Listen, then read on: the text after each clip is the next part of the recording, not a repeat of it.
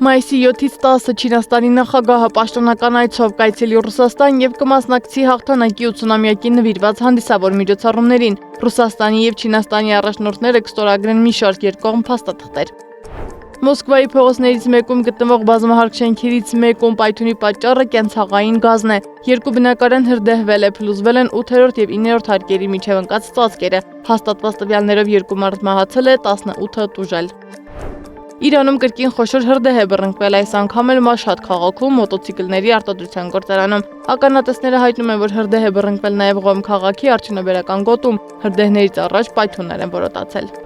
Կրակոցներ են տեղի ունեցել շաբաթ գիշեր Վրաստանի 5-րդ նախագահ Սալոմե Զուրաբիշվիլիի տան մոտ Թբիլիսիի կենտրոնում Բորիս Կուֆտին փողոցում։ Զուրաբիշվիլին այս մասին գրել է Facebook-յան իր էջում։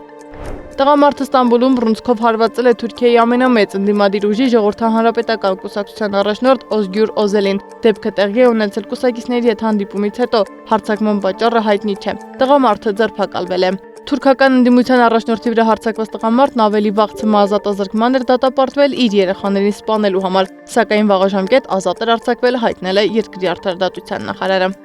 Մոսկվայի օդանավակայանում ձերբակալվել է ադրբեջանցի պատգամավոր Ազեր Բադամովին հետ են ուղարկել Բաքու։